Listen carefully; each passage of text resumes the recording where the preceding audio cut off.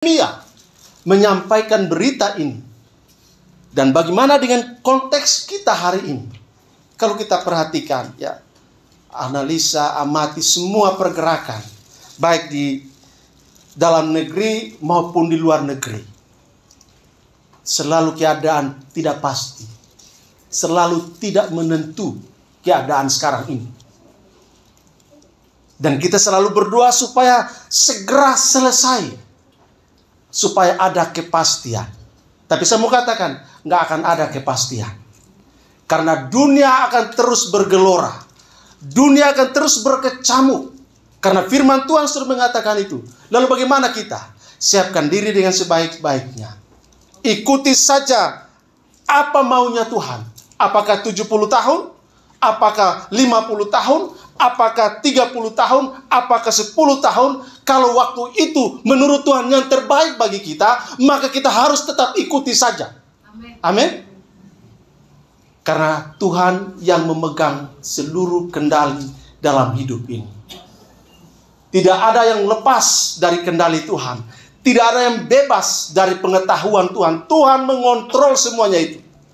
Sehingga mau tidak mau, suka atau tidak suka, kita harus ada pada rel di mana apa yang Tuhan mau. Dunia politik sekarang ini sedang heboh sekali. Saya sedikit sedih. Sedikit sedih. Dia yang dipuja-puja selama 10 tahun.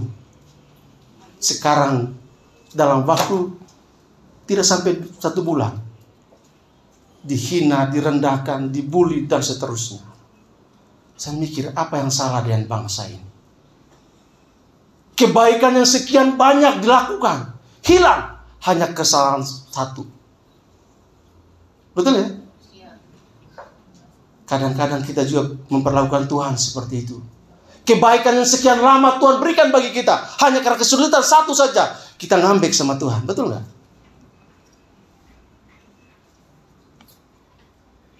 Nggak mau lagi doa, nggak mau lagi baca Alkitab, nggak mau lagi ibadah, ya kan? Nggak mau lihat lagi renungan. Kan begitu, ketika keadaan tidak seperti yang kita harapkan. Tapi saya sedang memikirkan sesuatu. Karena bagi saya, presiden kita bukan orang biasa. Saya memang bukan orang politik. Tapi saya sedang memikirkan sesuatu. Karena saya tahu, dia memegang semua hal di negara ini. Segala informasi pasti dia tahu. Karena dia orang nomor 1 di negara ini. Yang mungkin kita tidak tahu. Kenapa begini, kenapa begitu, dan seterusnya. Dan saya berpikir, ada sesuatu yang tak kita mengerti. Apa yang di depan kamera, itu yang terlihat pada kita. Tapi yang di belakang kamera kita tidak tahu. Sebuah misteri bagi kita. Tapi adakah misteri bagi Tuhan? Tidak. Karena Alkitab katakan bahwa di hadapan Tuhan semua terbuka dan telanjang. Tidak ada yang tersembunyi. Dia tahu semuanya itu. Dan karena itu sebagai orang percaya, mari kita berpikir tentang Tuhan. Yesus pernah bilang, apa yang aku lakukan sekarang kamu tidak mengertinya, tapi nanti kamu akan mengertinya juga. Apa yang terjadi sekarang ini kita tidak mengerti.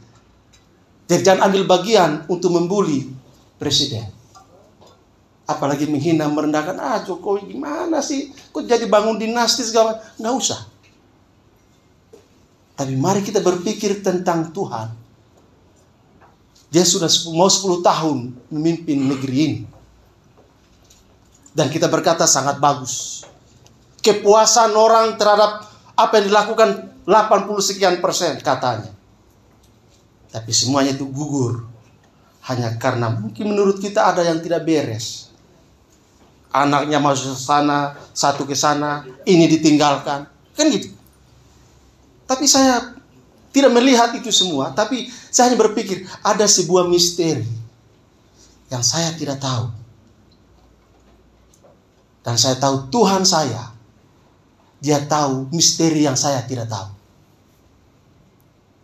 Dan karena itu, tanggung jawab saya apa? tanggung jawab saya mendoakan supaya situasi di bangsa ini tetap kondusif, tetap aman, tetap tertib. Supaya apa? Supaya ekonomi tetap terjaga. Yang jualan masih ada yang mau beli, ya kan? Karena kalau nggak ada yang beli, walaupun ada yang dijual, sulit.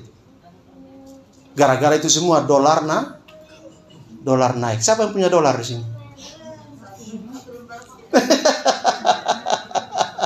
Dolar naik, kayaknya mau tembus 16.000 1 dolar. Kemarin saya lihat sudah 15.900 sekian.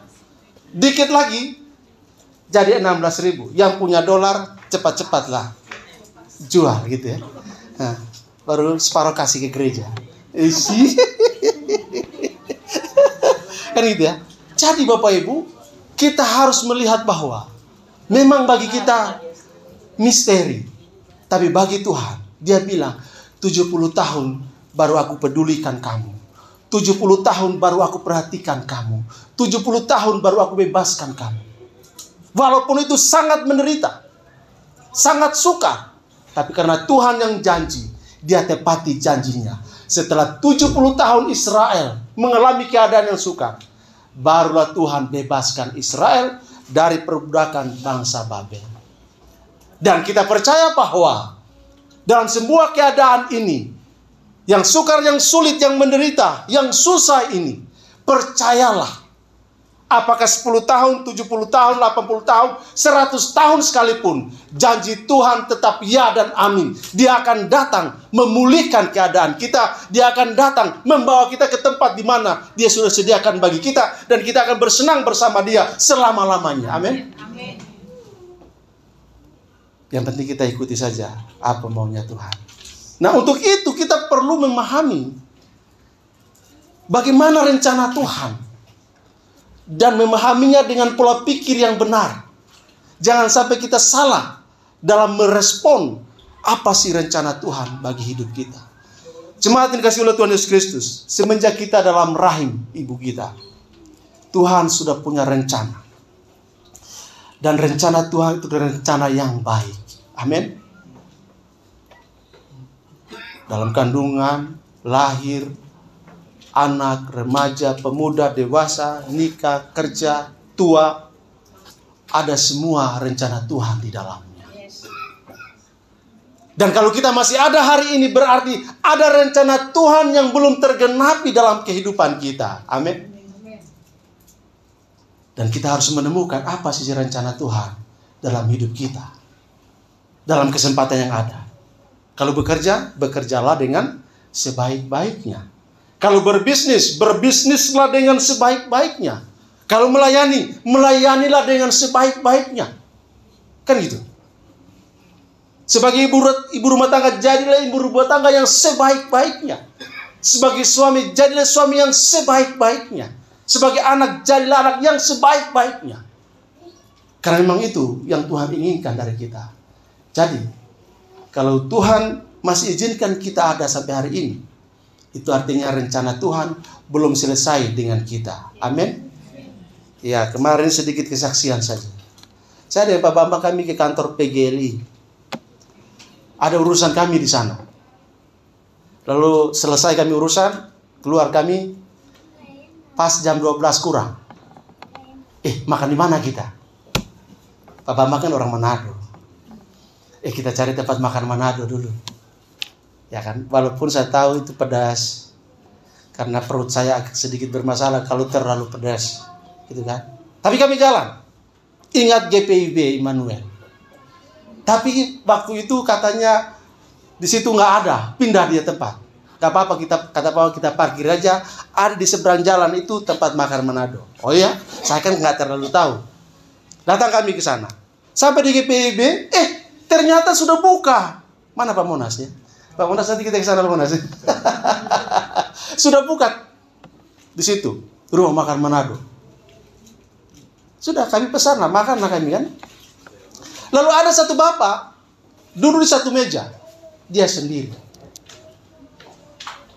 Lagi main handphone dan ada satu mangkok es kacang merah yang dihadapi.